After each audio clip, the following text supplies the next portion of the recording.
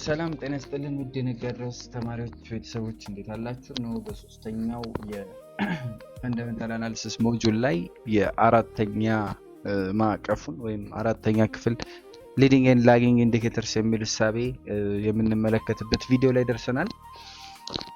ይህንን ማለት ኢንዲኬሽን እንግዲህ የነገውን ዛሬ የሚያሳየን አስማተኛ መነጽር ብለው የሚገልጹት በተለይ የዚህ የፒኤምአይ እና የፒኤምአይ እና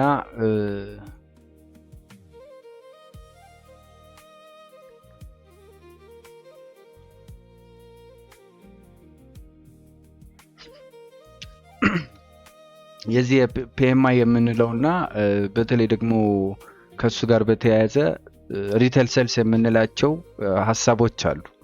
ስለዚህ ከነሱ ጋር በተገናኘ የምናነሳቸው ሐሳቦች ይሆናሉ ማለት ነው። which is የመኪናው የፊትና የኋላ መስታወት ብለው ይገልጹታል። ዊንድሺልድ እና ሬድ ቪው ሚረር ወይም ደግሞ ወደ ኋላ ስፖኪዮ ማለት ነው። ስለዚህ ፒኤምአይን እንደ ዊንድሺልድ ወይም ዊንድሺልድ ማለት የመኪና የፊቱ መስታወት ዊንድሺልድ ነው የሚባለው ወይም ንፋስ ለመከላከል ነው አክቹአሊ የተሰራውና ሬድ ቪው ደግሞ የኋላ ስፖኪዮ ማለት ነው፣ ወደ ኋላ የምንመለከትበት which is የፎሬክስ ማርኬትን ልክ እንደ መኪና አሽከርካሪ ማየት እንችላለን የሚባል ሐሳብ አለ። ባይ which አሽከርካሪ ሁለት አይነት መስታወቶች አሉት። አንደኛው የኋላ መስታወቱ ነው። መኪና ምናልባት ስትለማመዱ ሲነገራችሁ በመንጃ ፍቃድ በማውጣት ሂደት የሚነገር ነገር አለ። መኪና መንዳትን ኤሰንሱን ራሱ መኪና መንዳት የሚለው ነገር የምንቆጣጠረው በቀኝ ስፖኪዮ በግራ ስፖኪዮ እንዲሁም እዚህ እንትን ላይ ያለች ስፖኪዮ አለች ወይም ደግሞ ወደፊት ለፊት በማየት ሁሉንም አቅጣጫዎች በአንድ ጊዜ መቆጣጠር እንችላለን ማለት ነው። ስለዚህ ከዛ ኤሰንስ የመኪና አሽከርካሪ እይታው ያ ነው ማለት ነው። የኋላ መስታወቶቹ ወይም ሄረር ቪው ሚረሩ ከኋላ ያለፈውን መንገድና የተወከውን ታሪክ የሚያሳየህ ነው። ወይም ደግሞ ሜቢ ዴንጀርም የሚያመጣ አይነት ታይፕ ኦፍ ታሪክ ካለ እንድታስተካክለው ማለት ነው። ለኢኮኖሚክስ ይሄ ላጊንግ ኢንዲኬተር ይባላል። ጂዲፒ እና ሜንሊ አንኤምፕሎይመንት ሬት እዚህ ውስጥ የሚመደቡ ናቸው። ዴር ላጊንግ ኢንዲኬተሮች ናቸው። ትላንትና ወር ወይም የሆነ ሩብ ዓመት የባለፈው ሩብ ዓመት ኢኮኖሚው ምን ይመስል ነበረ የሚሉትን ነገሮች ይነግሩናል። ወደኋላ እያየን ግን መኪና መንዳት ደግሞ አንችልም።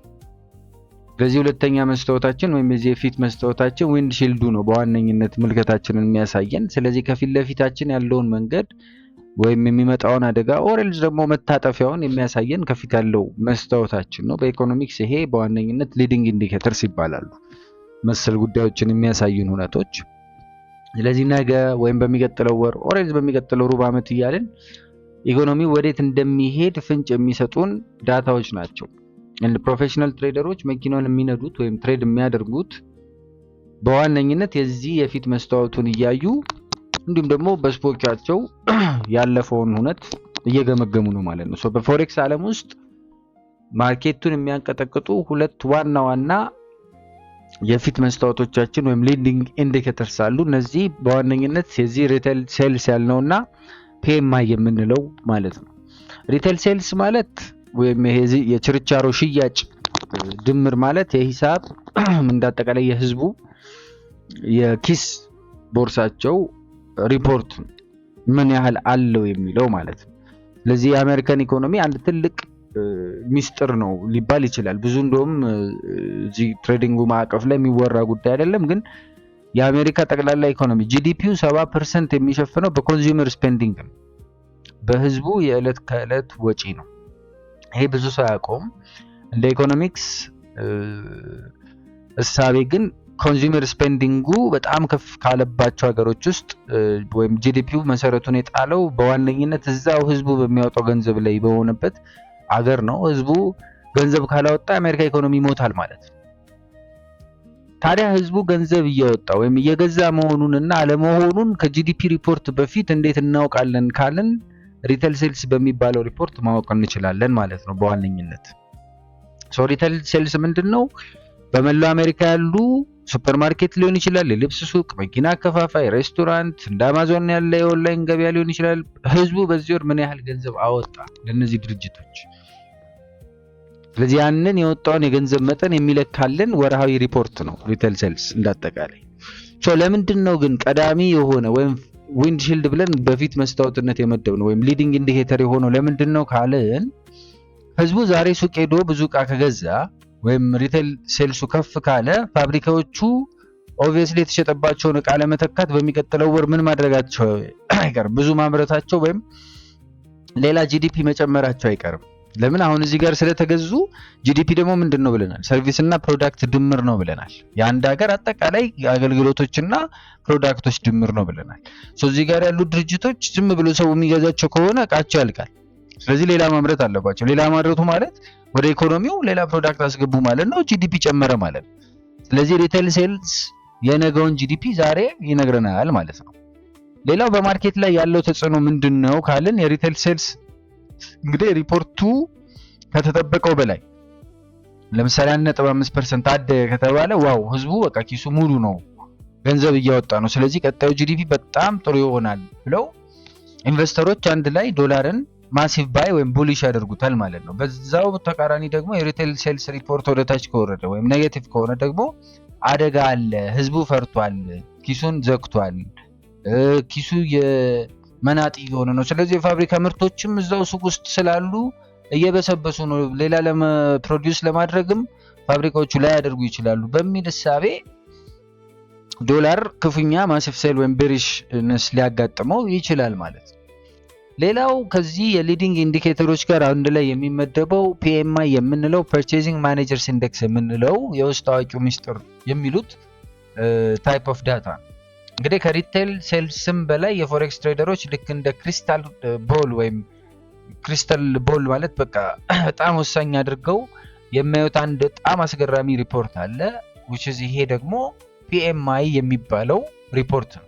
which is ጀማሪ ትሬደሮች ይህንን ሪፖርት ብዙም ትኩረት አይሰጡትም። ኢትዮጵያ ላይ ጭራሽ ትልልቆቹም ያን ያህል ቦታ ሲሰጡ አይታዩም ፈንዳሜንታል። ነገር ግን ትልልቅ ባንኮች ስማርት መኒዎች ግን በጣም የሚያከብሩት ዳታ ነው። So what is PMI? PMI ምንድነው ካለን ወይም Purchasing Managers Index ማለት የግዢ አስተዳዳሪዎች ማውጫ ማለት ነው። ይሄ ማለት ምንድነው? በአገሪቱ ውስጥ ባሉት አጠቃላይ ትልልቅ ፋብሪካዎችና ኩባንያዎች ውስጥ ለሚሰሩ ፐርቼዚንግ ማኔጀሮች ወይም የግዢ ኃላፊዎች የሚላክ የጥያቄና መልስ ወይም ሰርቬይ ሪፖርት ነው ማለት ነው። ስለዚህ እነዚህ ትልልቅ ድርጅቶች ፐርቼዚንግ ማኔጀሮቻቸው የሀገሪቱ መንግስት ወይም ይሄ በመንግስት ደረጃ በፖሊሲ በተቀረጸው እውነት የሚላክባቸው መጠይቆች አሉ።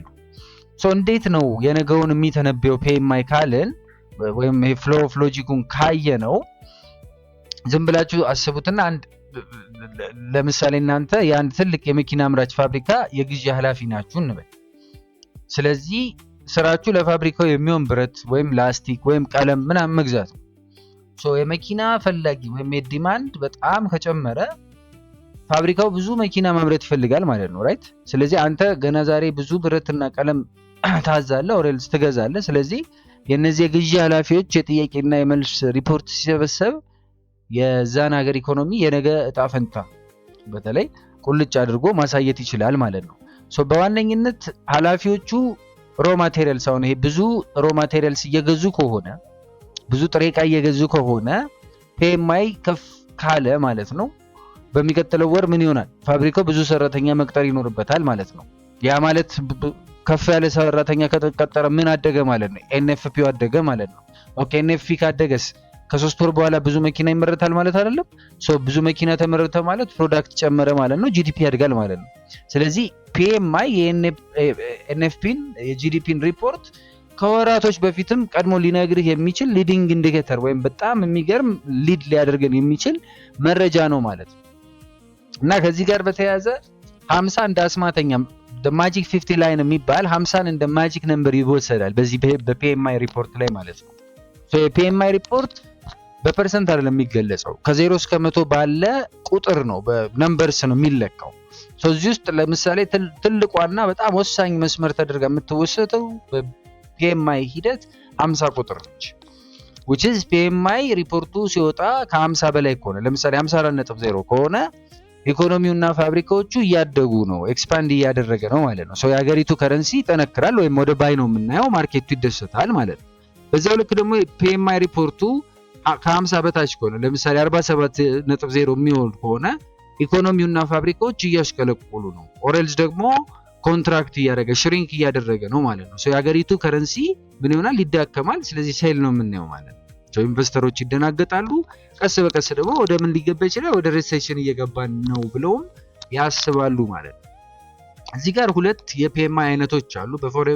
በዚህ በካሌንደር ደረጃ ፎሬክስ ካሌንደር ላይ ሁለት አይነት ፒኤምአይዎች ልታዩ ትችላላችሁ። አንደኛው ፒኤምአይ ማኑፋክቸሪንግ ፒኤምአይ ነው which is የፋብሪካዎችና የአምራቾችን ጤንነት የሚለካ ነው።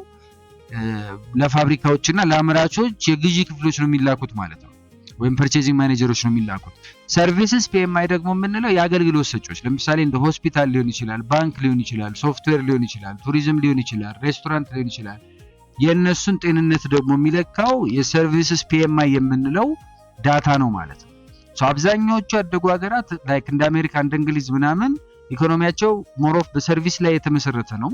ስለዚህ በዚህ ላይ የተመሰረተ እንደሆነ የሰርቪስ ፒኤምአይ ዜና ሲወጣ ማርኬቱ በጣም ያብዳል ማለት ነው። ይዋዥቃል፣ ኃይለኛ እንትኖችን ሲያሳይ እንመለከታለን።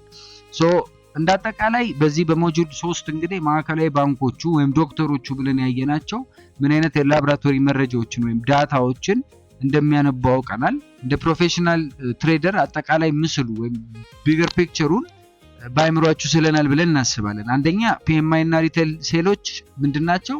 የፊት መስታወቶቻችን ናቸው ብለናል። የነገውን ትሬንድ አስቀድመን የሚነግሩን ኢኮኖሚው እያደገ ነው ወይስ አይደለም፣ is it expanding or shrinking፣ ምን እያደረገ ነው፣ እሱን ፍንጭ የምናገኝበት ነው። ሁለተኛው ነዳጁ ብለን የወሰድነው ኤንኤፍፒ አለ።